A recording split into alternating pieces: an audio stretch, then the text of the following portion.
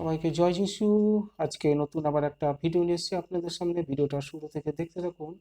আজকের কন্টেন্টটা হয়েছে যে প্রভুর কাছে চাইতে থাকো, তুমি একদিন ঠিক পাবেই পাবে।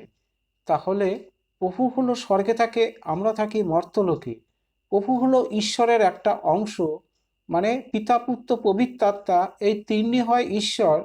তার পুত্র হলো মানুষ্য পুত্র, প্রভু যিশু হলো ঈশ্বরের একটা অংশ। তাই আমরা প্রভুর কাছ থেকেই জীবনে যা কিছু চাওয়া পাওয়া, আমাদের জীবনে যা কিছু প্রয়োজনীয় জিনিস, সব প্রভুর কাছ থেকেই আমরা কিন্তু পেয়ে থাকি। এই জন্য সৃষ্টিকর্তা ঈশ্বর মানুষ্যপুত্র প্রভু শিশুকে পৃথিবীর বুকে পাঠিয়েছিল, যেন পৃথিবীর বুকে বসবাসকারী মানুষ এই মানুষ্যপুত্র প্রভু শিশুর মাধ্যমে সমস্ত পাপ অপরাধ থেকে মুক্তি পায়, সমস্ত রোগব্যাধির হাত থেকে সুস্থতা পায় এবং সমস্ত দুঃখ কষ্ট অভাব অনটনের কাছ থেকে পরিত্রাণ পায় এবং জীবনের সমস্ত ভার দায় দায়িত্ব সমস্ত কিছু প্রভুর উপরে চাপিয়ে দাও। একদিন তোমার জীবনে যা কিছু চাওয়া পাওয়া সমস্ত কিছু কিন্তু প্রভু আমাদের পরিপূর্ণ করে দেবেই দেবে। আজ হোক কাল হোক প্রভু ঠিক দেবেই। কারণ এই জন্যই তো প্রভু এই পৃথিবীর বুকে নেমে এসেছিল স্বর্গ থেকে।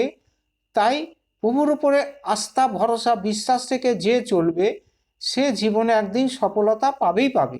হালেলুয়া।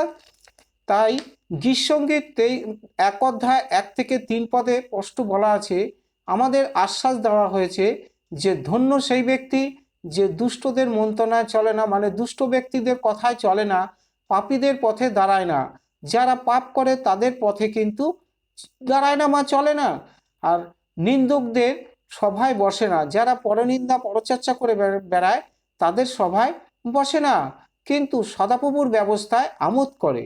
সদাপ্রভুর যে ব্যবস্থা তার অনুযায়ী সমস্ত খুশিতে আনন্দে উল্লাসিত হয়, তাই বলছে আমোদ করে, তার ব্যবস্থায় দিবারাত্র ধ্যান করে। আর সে জলস্রোতের তীরে রোপিত বৃক্ষের সদৃশ্য হবে, মানে সেই ব্যক্তি মানে চারা গাছের সদৃশ্য হবে, তরতাজা থাকবে, সে কখনো মানে মরবেও না, সঠিক সময় সঠিক পদ্ধতিতে গাছে ফল দেবে। কিন্তু যাহার পত্র স্নান হয় না, মানে কখনো কিন্তু সেই গাছে পাতা শুকিয়ে যায় না। তা সেই রকম আমাদের জীবনটা কিন্তু তরতাজা থাকবে, সেই রকমভাবে প্রভু আমাদের তৈরি করবে এবং সঠিক সময় সঠিক পদ্ধতিতে আমাদের জীবনে ফল উৎপন্ন হবে। তাই প্রভুকে বিশ্বাস ভরসা ভক্তি রেখে কেউ যদি প্রার্থনা করে, তার জীবনে কোনো কিছু অভাব থাকবে না। যতই কঠিন রোগ ব্যাধি পীড়া হোক না কেন, আজ হোক কাল হোক, সে প্রভু তাকে সুস্থতা করবেই করবে। তার ভাণ্ডারে কি নেই সে প্রভু স্বর্গ থেকে ঠিক বুঝতে পারে, যে তার চাল আটা চিনি কোনো কিছু যে নেই, প্রভু ঠিক কারোর মাধ্যমে তার ঘরে সমস্ত কিছু কিন্তু ভাণ্ডারে অপুরন্ত সঞ্চয় করে দেয়। কারণ প্রভু জানে যে এই সন্তান অভাব অনটন দুঃখ কষ্ট কষ্ট তাড়নার মধ্য দিয়ে চলছে, কারণ এর অনেক জিনিস প্রয়োজন আছে।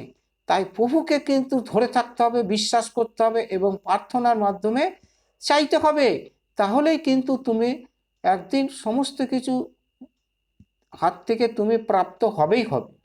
মানে দুদিন আগে আর দুদিন পরে, এই হলো ফারাক। প্রভু স্বর্গদূত পাঠিয়ে আমাদের সমস্ত কিছু পরীক্ষা নিরীক্ষা করে জানতে পারে যে আমরা সৃষ্টিকর্তা ঈশ্বরকে কতটা ভালোবাসি, তার উপরে নির্ভরশীল হই, তার কাছে মানে ধরে থাকি কিনা।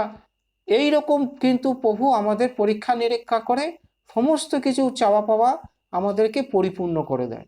তখন আমাদের বৃদ্ধি পেতে থাকে, গাড়ি বাড়ি বিষয় সম্পত্তি অনেক কিছু বাড়তে থাকে।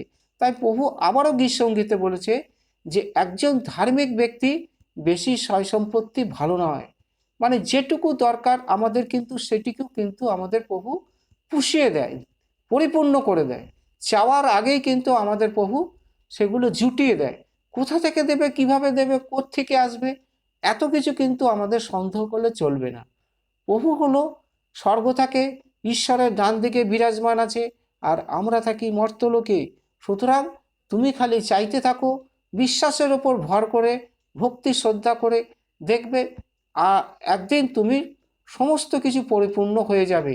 তখন তুমি প্রভুকে অলৌকিক ক্রিয়া কার্য সাধন দেখে ভোগ মানে অনেক তুমি উল্লাসিত হবে, প্রভুর উদ্দেশ্যে গান বাজনা মহিমা করবে, উল্লাসিত হতে থাকবে।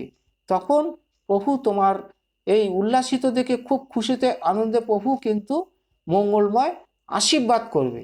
হালেলুয়া। তাহলে আজকের কন্টেন্টটা এই পর্যন্ত, যে প্রভুর কাছে চাইতে থাকো, একদিন তুমি ঠিক পাবেই পাবে। হালেলুয়া। আর কোনো মানুষ যদি প্রভুর উপরে ভরসা করে চলে, একদিন কিন্তু ঠিক জয়ী হবে। আজ হোক কাল হোক, ঠিক তার কাজ সম্পূর্ণ পরিপূর্ণ জয় হবেই হবে।